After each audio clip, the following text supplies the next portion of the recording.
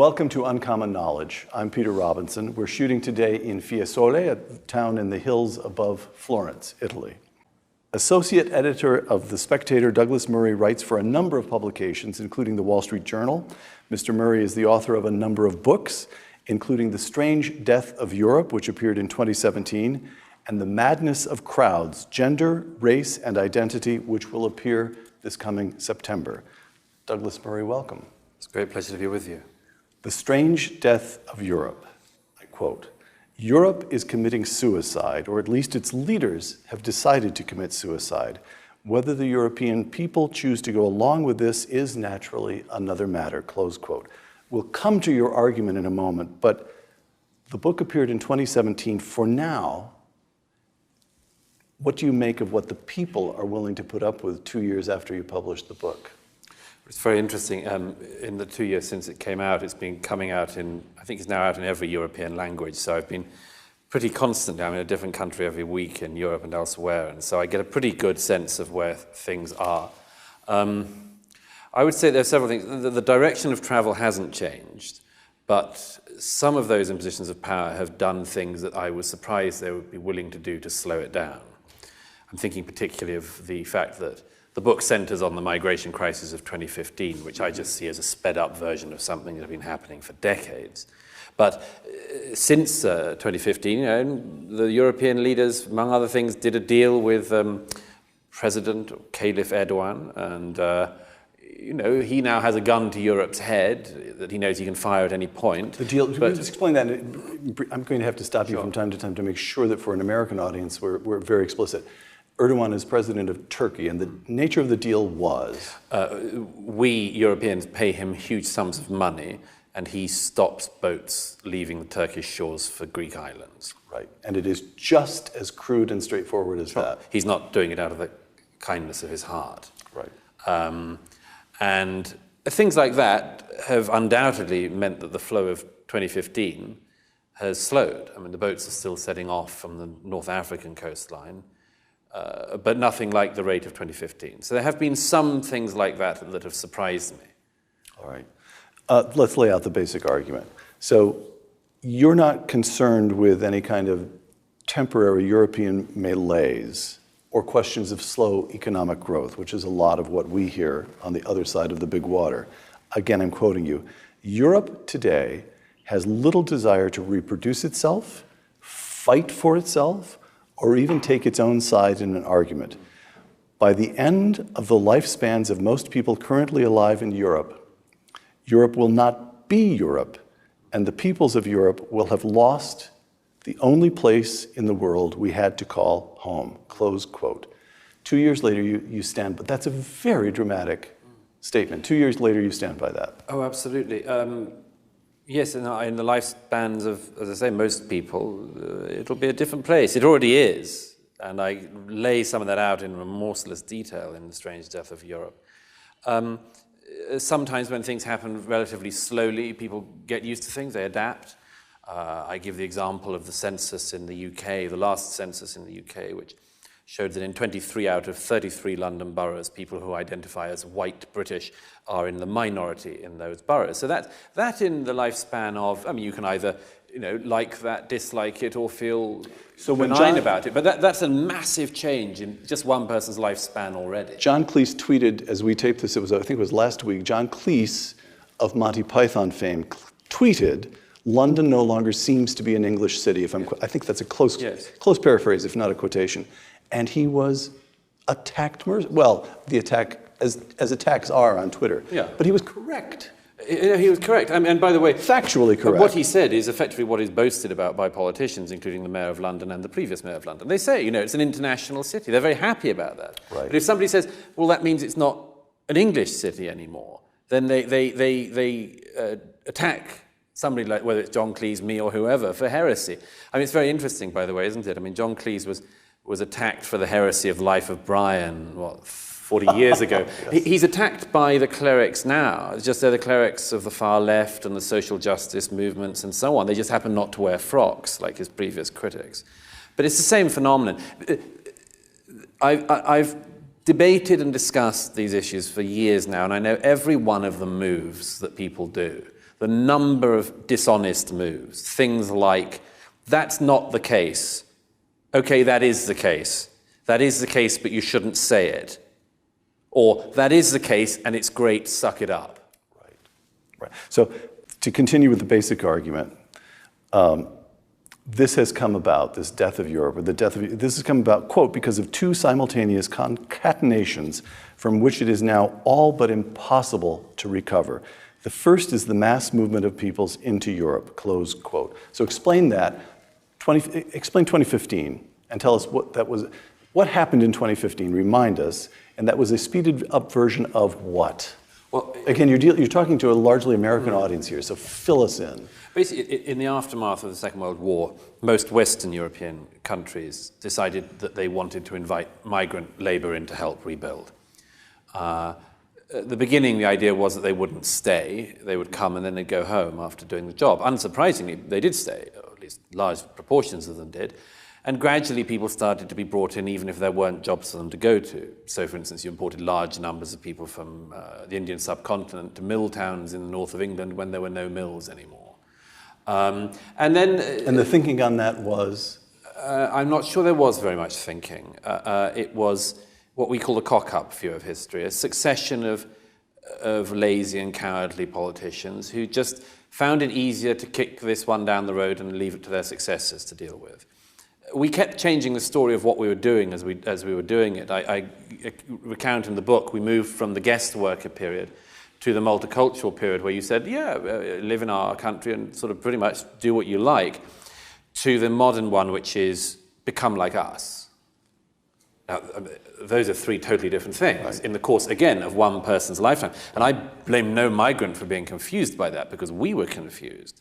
But in 2015, the movement got to its height of total unregulated movement. And this was the year in which it had started off in the beginning of this decade we're in, partly people fleeing the Syrian civil war, but then people from all across sub-Saharan Africa, North Africa, the Middle East, the Far East.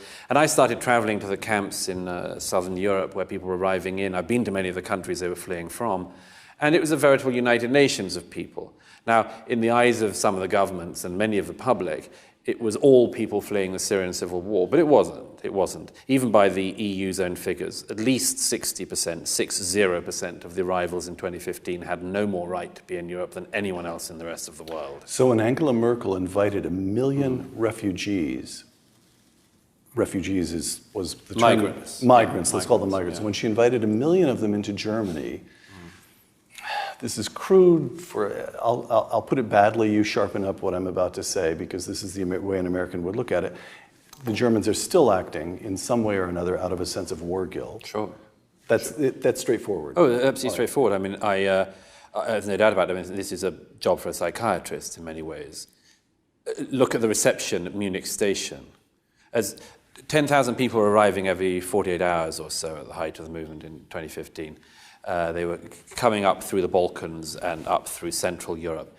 And there were crowds at Munich train station, high-fiving the arrivals, giving them balloons, teddy bears. What was it? It's perfectly obvious. It was Germans elated at the sight of people breaking into their country rather than trying to break out. Right. So, but even at that, even if it was a kind of act of German self-indulgence, an acting out of war guilt, the whole argument was that these people were unfortunate, that they were fleeing civil war, and you're saying that 60% of them simply weren't. A lot more than 60%. I mean, what you get into in all of the issues with migration is, and specifically European migration, is people find it incredibly hard to know where you salami slice issues. So, for instance, they say, yes, we'll have people coming in who are genuinely fleeing the Syrian civil war, for instance. Right. Well, there's an argument about that as well. You can look after 100 Syrians in a neighboring country for every one you look after in Europe. So it's not efficient in all sorts of ways, whether or not it's humane. But let's say that, yes, okay, people fleeing the Syrian civil war. But then you have the people, including the aid agencies, making the point, well, and one Afghan refugee made this to me to my face. He said, Syrians have only been at war for 5 years. We've been at war for 15 years. Why should they have priority? Very good question. So you go along that, and then you get to the thing that all of the aid agencies and the NGOs and others have been doing for years, which is you elide and rub out the difference between people fleeing war and people fleeing economic deprivation. Right. Now, one of the reasons why I'm quite tough about this is because I know where that argument leads. Gallup last year did a poll in sub-Saharan Africa. 1/3 of sub-Saharan Africans want to move. They're not going to go to Saudi Arabia. They're not planning to break into Yemen. They want to come to Europe. Now, in my view, the catastrophe underlying all of this is the presumption that every country in the world is basically a country for the people of that country, apart from Europe, and Europe is a place for the world. All right. A few figures from the book. Even as I was reading the argument, these figures, it takes a while to adjust. Again, it's because an American, our notion of what's taking place in Europe lags, I think. But I found every one of these things shocking. By 2015, I'm taking these from your book. By 2015, more British Muslims were fighting for ISIS than for the British Armed Forces. Yeah. By 2016, the most popular boy's name in England and Wales, Mohammed.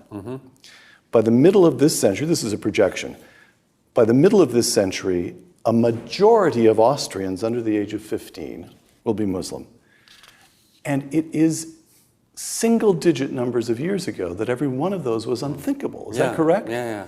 I mean, I smile because, I find it... You're used to it. I find it... if I didn't laugh, I'd cry. I've done the crying. I mean, the point about this is that, again, all of these things you're meant to not notice. You're meant to not say it either. You're meant to say, yeah, okay, so Mohammed happens to be the most popular boy. Then what are you saying? Bigot? Right. What's wrong with that?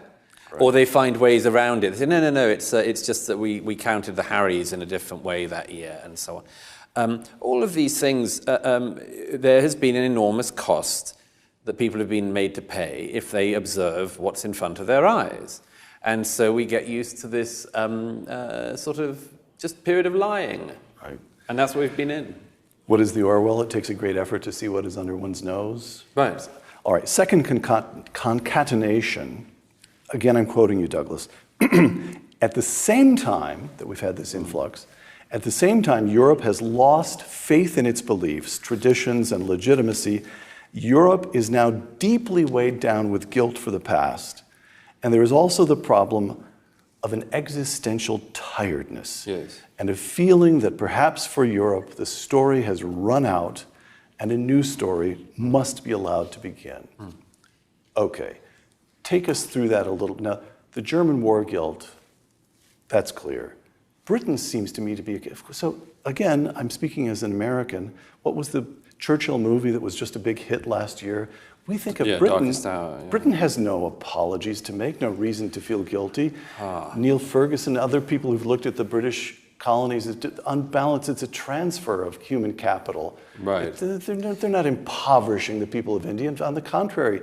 Right. And so why would you include Britain? Britain's the hard case to understand why Britain should feel guilty. Yes. Or an existential fatigue. There's several things. One is the phenomenon that if you or I were to sum up all people across, say, Asia as having responsibility for the same thing, people would say, Madness. That's mad. I mean, you're not even picking out the important distinctions. You're being very generalizing. Right.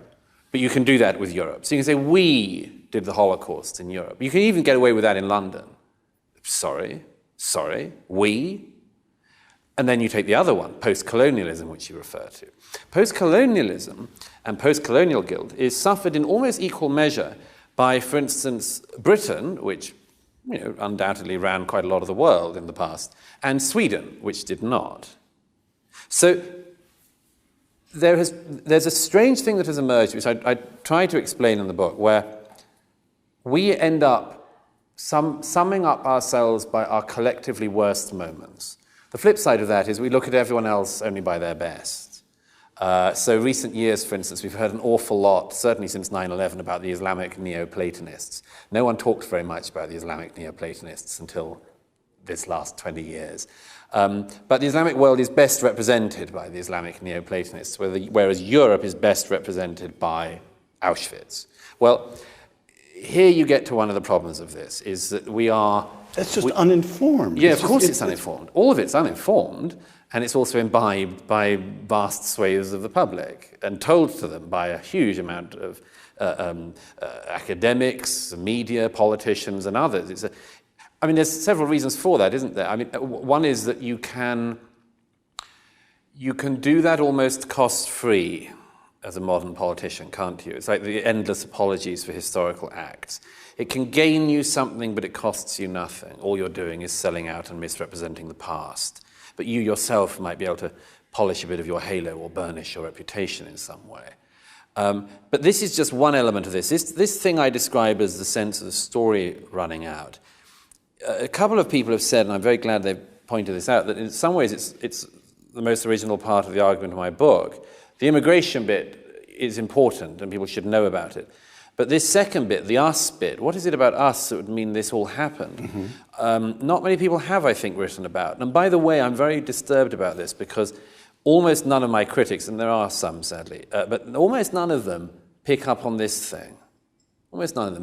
They go for me over the immigration, right. But they never pick up on this. I have not to date had one critic who said, you're wrong on the existential tiredness. You're wrong on that. Our best days are all ahead of us, or any of that.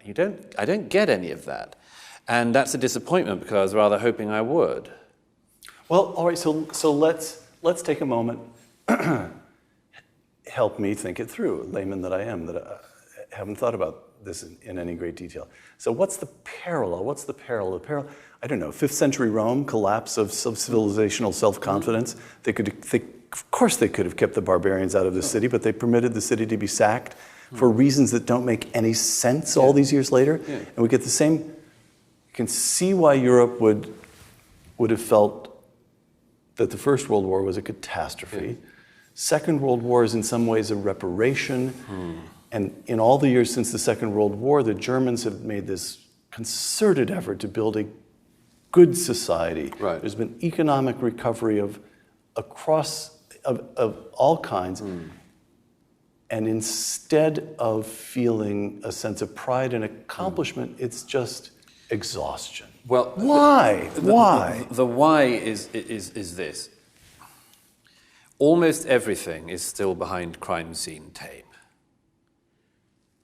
You mentioned World War I, yes. Borders. Okay, I was in the Middle East again recently. In the Middle East, most countries recognize borders to be a prerequisite for peace.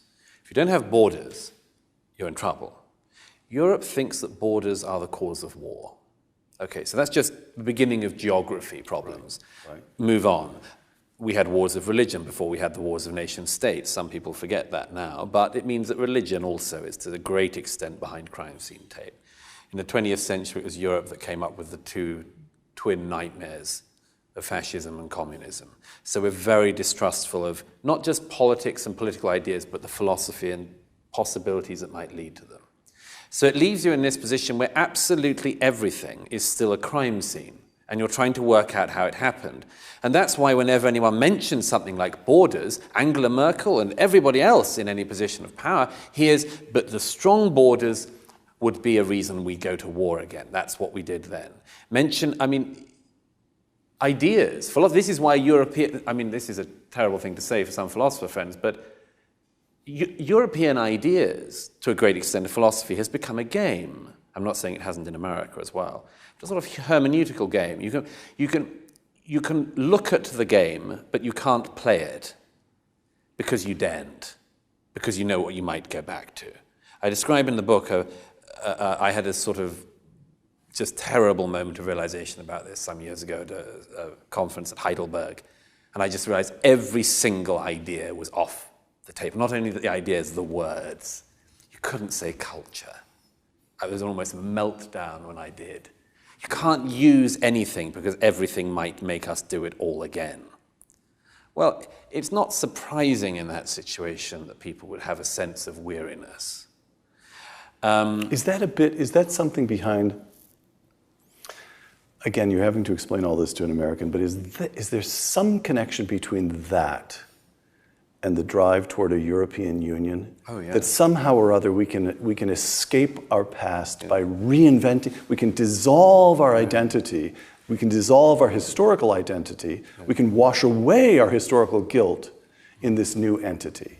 There is that. There's also, by the way, I mean, I was in Berlin again the other week, and a German audience member pointed this out to me, that there is also the thing of, even in this stage, the Germans want to lead the way. You know, they just want to lead the way in masochism, you know, and more. But the German instinct to dominate, even in the new era, is obviously still there. And also the European Union provides something to do. I mean, I was having this debate a little while ago with the former Polish foreign minister who said, yes, we've got to keep moving. The EU has to keep moving. It's got to have purpose. It's endlessly onwards and onwards. And my view as a skeptic of that particular project is, how about that it moves until the point at which you lose the public, for instance? How about that? But that's, of course, that's a mad xenophobic British view, of course. All right. You have a new book coming out. The book is entitled The Madness of Crowds, Gender, Race, and Identity. And although you I don't recall reading anything in the book that suggests you were thinking of it or you want readers to think of it as the second in a kind of bookend. One does in many ways follow on the other, in my judgment. Quote, "We are going through a great derangement. People are behaving in ways that are increasingly irrational, feverish, herd-like, and simply unpleasant." And you examine the identity politics of gays, women, racial minorities, and trans. Yes. And the ways in which they're all mad. Yes.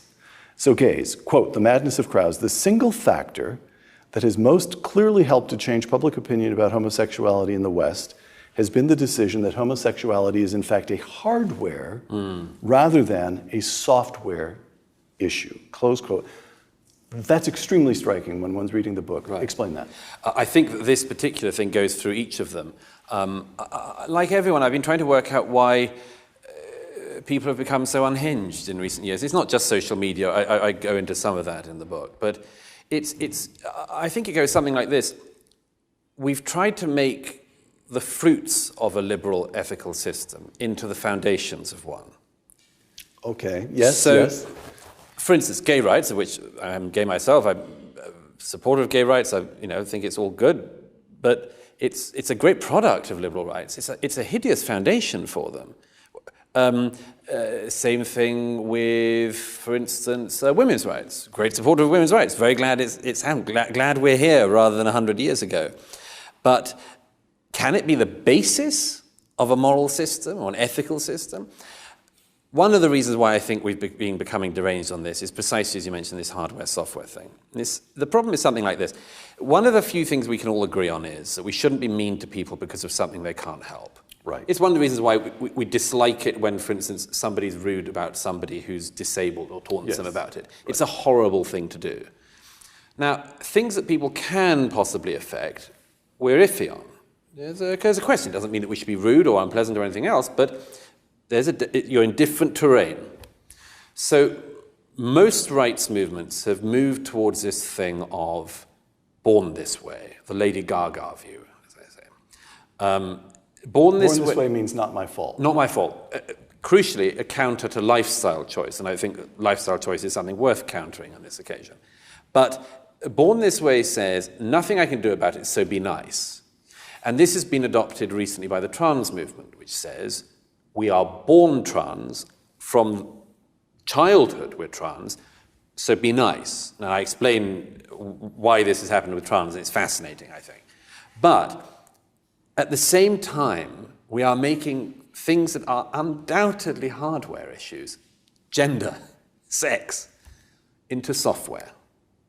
So things we know are fixed. Software meaning malleable, things malleable that can be changed by personal will, by cultural environment, and so forth. Right. It's why the trans issue, by the way, which is such a minority of a minority issue, has become so huge. Because it's demanding two things simultaneously. It's saying something that we're not sure about is absolutely fixed. And one of the very few things we are sure about, sex differences, for instance, is totally a choice. You could be a woman this hour if you'd like. Right. And that sort of thing is deranging for because it's asking us to take part in something we know to be a lie. And it is, among other things, enormously demoralizing to people to be made to lie. And why should it be Why should it be that there is no? It's almost as though there's no cultural immune system. That's right.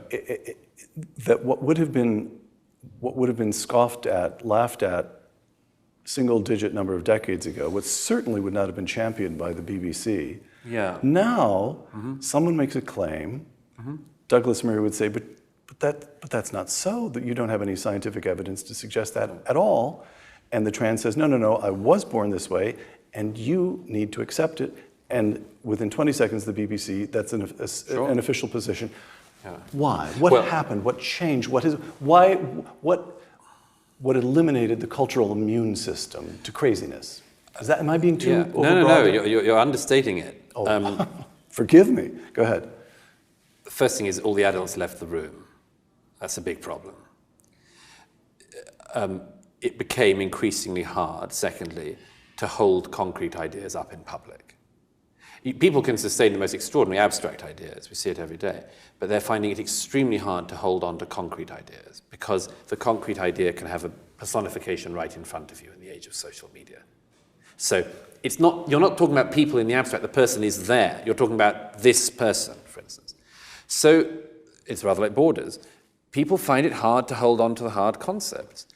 But there are a whole set of other things as well. One is, and I think this is absolutely crucial, we shouldn't underestimate the move that has been played by what was a very fringe movement in academia that is now absolutely rampant across America and Europe, which is sometimes called social justice warriorism, sometimes called intersectionalism, and so on. We didn't take this very seriously, but it should be taken seriously in my view, because it is probably the single idea since the Cold War ended that has made most headway and which makes the largest claims for itself. It is an attempt, this is why, the endless thing, women, gays, race, trans, the endless injection of these things into every single public discussion, every political discussion. The fact that we had a defense secretary in Britain who had to resign a couple of summers ago because 15 years earlier he'd been found to have touched a woman's knee, and she asked if he would take his hand off her knee, and he said yes, of course, and he did. But 15 years later, he has to resign. The woman wasn't bothered at all. She's a journalist who said, told him I'd smack him in the face if he ever did that again. And, but this stuff is... so Douglas, what... The point is it's everywhere. Yes. And the other thing, is that it's even in... people have been saying to me for years, but it's just, it's a bit of academia and you over-focus on that. It's just, some West Coast liberal, loopiness. No. Almost every multinational, every corporate, every government, that's right. They are all committed to this now. The commitment to being diverse, being absolutely woke, as we call it, on all of these issues. And the problem about it is, I think it's going to undo all the good that was done. And there are some very clear examples of that. By building resentment. Yes. All right. I mean, take the obvious one, which I mentioned in the race chapter. It's taken, 50 years to move from Martin Luther King's central moral insight about the nature of somebody's character being the way you judge them, not some characteristic like skin color. Does not matter. Right. Character is all. That's Exactly. Martin Luther King Jr. Well, today not so. There was a lecture given the other week at Boston University from an academic who is at George Washington University, I think. Yeah, no, Washington State University. She gave a lecture in which she said people who judge people by the content of their character rather than their skin color are dangerous. Skin color is meant to be everything. And my God, we are hurtling there. It's a total inversion. Total inversion. All right, question. I'm about a generation older than you are, as best I can work it out. As I was coming up, the general feeling among sensible people, the general feeling was, young people go to university for 4 years, and yes, of course the universities are dominated by the liberals, but the kids are smart enough to figure that out, and the moment they leave university, they get jobs, they start paying taxes, they go through what people have gone through for the struggles of forming families and so forth. They become quite sensible. And you're saying, maybe yes at one point, maybe not, but for sure now The universities are actually acting as transmission belts Yes. for lunatic ideas across the rest of the culture, from universities to major corporations to the media. Yeah. It's everywhere. I mean... And how did that happen? Again, universities really did used to be sort of the crazy uncle. You'd send your children there because they could avoid the nonsense, and you humored them. Right. Now they're dangerous. Well, it goes back to say, I think there's an extraordinary lack of courage in our cultures at the moment. The simple courage to say what's true. And this has an extraordinary effect because, of course, it means that if you're weighing up whether or not you should go with a mob mentality, a crowd mentality or something or not, if there's basically no benefit to telling the truth, but there could be a huge personal cost to it, you just weigh it up. I mean, is it worth doing or not?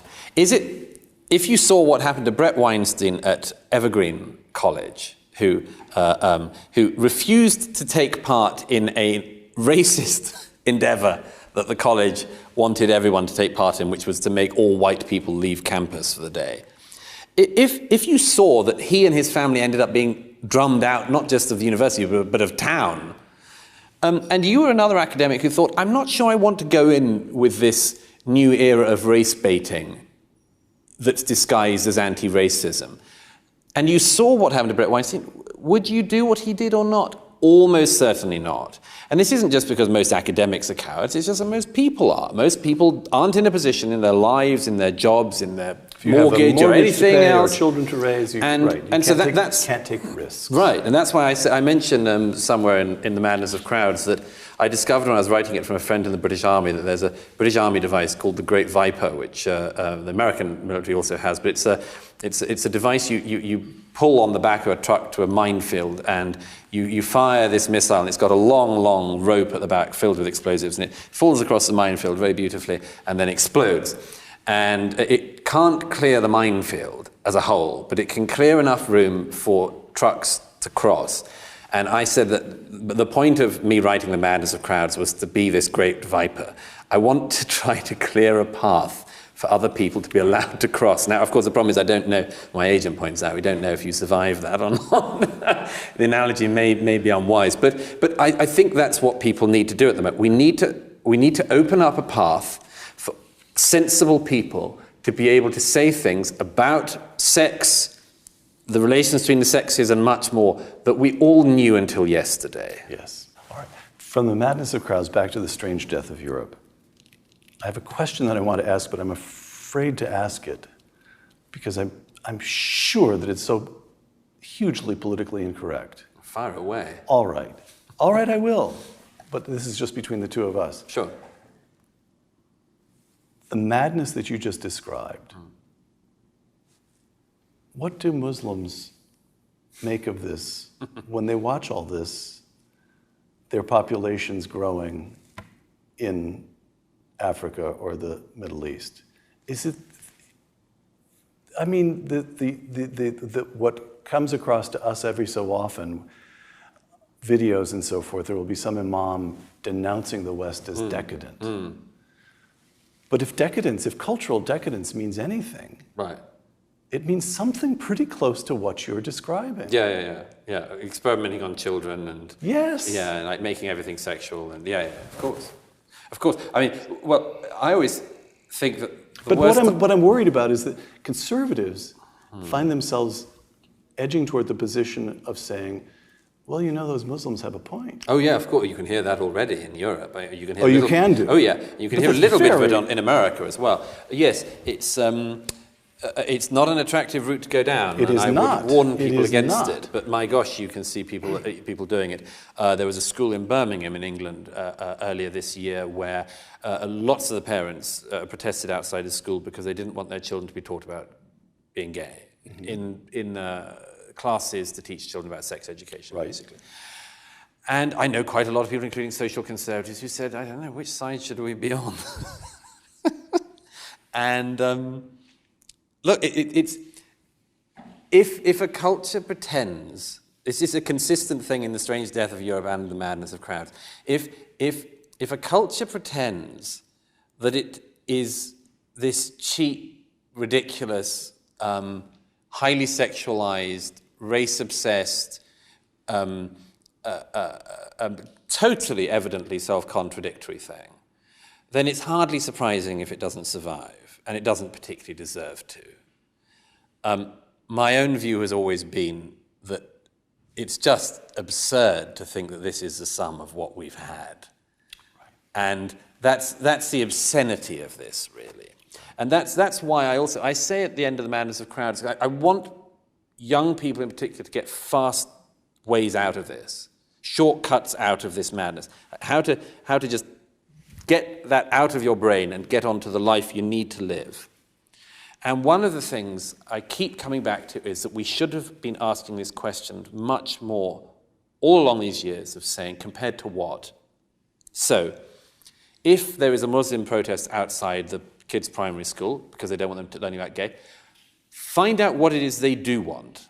What it is that they do want. And if it is that they want Saudi mores on these sorts of things and punishments of, then that's as well to have that out, because then we can make a clear decision. But this is the case on all of them. When people tell us what a patriarchal and bigoted society we live in, and how terrible, and how there's a war on women, and a war on gays, and a war on trans, and a war on blacks, and a war on everybody and against everybody else, compared to when? Compared to what? Where's your place? Where's your nirvana? Because if you can't point to something that's at least semi-nirvana-like, then I see no reason why we should try this wholly new experiment. In reality, what the people do, if you say compared to what, they tend to, in your country as in mine, sort of reveal the foundations and say, Cuban healthcare is particularly good, and so on. Actually, literacy standards in communist Russia are very, very impressive. So they give away what they really want. Right. But that's the point, is if we keep saying compared to what, we know what we're running against, right, and we know what they're trying to do. And at the moment, we're just in this fog of not realizing the seriousness and the specific nature of the attempts that are being made to totally undermine, rewrite, and destroy everything that I think people of any political direction in our countries would have thought of until recently as at least a pretty good deal. I'm happy to say, but sorry to say, that you've given me just another very powerful image. Okay. Douglas, back to The Strange Death of Europe. Again, it's been 2 years since you published the book. A couple of questions on the way things have been going since. I quote the book, though, to begin with. From the Treaty of Westphalia in 1648 up to the late 20th century, the nation-state had generally been regarded not only as the best guarantor of the constitutional order and liberal rights, but the ultimate guarantor of peace. Yet this certainty has also ended. Central European figures like Chancellor Kohl of Germany in 1996, as long ago as 1996, insisted that, and here you quote Kohl, the nation-state cannot solve the great problems of the 21st century, close quote. Okay, but Brexit and the recent European elections, discuss. Well, Brexit was an attempt by the British public, a majority of the British public, to reassert their belief in the nation-state. I voted Brexit, like most of my fellow countrymen, and I did so, I think, for the same reasons as most of them, which is that I thought we'd lost our understanding of how we were governed, and that this was absolutely central. It's one of the reasons why we've had a pretty peaceful country, Britain, for some hundreds of years. Parliament was elected by the people, was accountable to the people, and if it let you down, you chucked them out. And this wasn't so with the European Union, we felt. And I know lots of people who think very differently to that, but most of us in Britain felt we didn't know how we were governed. We didn't know how to get rid of them. We didn't know who they were once they were put there, and we didn't know who put them there. So the Brexit vote... You'd say this is from the point of view of the argument in The Strange Death of Europe, this is a hopeful sign. The British public, at least, are not remaining entirely supine. Well, except that, I mean, immigration was a huge part of the Brexit vote, because losing control of our borders was one part of the wider loss of control people were clearly objecting to. Right. But I say in the book, in advance of the Brexit vote, that just because you have national autonomy does not mean that you might not make the same ludicrous decisions. I mean, we were perfectly able, under the Blair government, to have an appallingly lax immigration policy, where 50,000 people were coming in every 6 weeks, which is the same number of Huguenots as came in the 1680s. So, you know, the numbers went up thanks to the Labour government, and if you got a Labour government like that again, then the numbers would go up like that again. And even a Conservative government's basically not been able to restrict the immigration very much in the UK. But yes, the Brexit vote was it was a shout of a reassertion that we would like to be governed in the way that we thought we were governed. All right.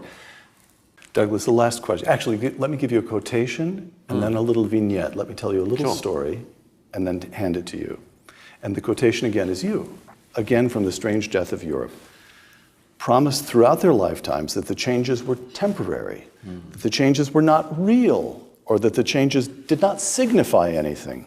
Europeans discovered that in the lifespan of people now alive, they would become minorities in their own countries, close quote. Now here's the little story I'll tell you. Ages and ages ago, when I was at Oxford myself, I knew Malcolm Muggeridge, the great British journalist. And Malcolm Muggeridge used to say that he often used to say, surveying what he even then saw as the decline of the West, used to say that he felt himself in the same position as a Roman in the 5th century. Yes. And he had a particular affection for Augustine in North Africa, looking across the Mediterranean at the decline of the culture that he loved and hearing about the sack of Rome. And yet, Augustine led a good life, as witness that he comes down to us as Saint Augustine. So the question is, you've said this is almost impossible to reverse. You've said that even the political movement, the populist movement of the recent years, it's very complicated, unlikely to get it quite right. So if it's over, Douglas, if it's over, if in your lifetime it's over, how does Douglas Murray lead a good life? What is the definition? What components of fighting back, of resignation, do right-minded Europeans somehow or other establish some kind of analog to the Benedictine monasteries where they try to keep the culture alive? What will constitute a good life if, as you argue, it all just winds down? My own view is that it should partly be done by living the life that we thought to be a good life until yesterday. We're very unlikely to come up with an entirely new definition or invention, very unlikely that we're going to invent new gods, very unlikely we're going to come up with new religions, very unlikely we're sitting here in Florence, very unlikely we're going to be able to do anything this good again. So why don't we have the recognition of what a good life was that was very recognizable until yesterday? Now, that can't be done. Roger Scruton and I were talking about this recently. Roger Scruton, the great conservative philosopher. Yeah, this can't be done by government diktat. It can't be done because the President of the United States or the Prime Minister of Great Britain says that it should be so. There are certain things they could not do that might make it easier. But this just comes from people. It comes from individuals and people leading by example.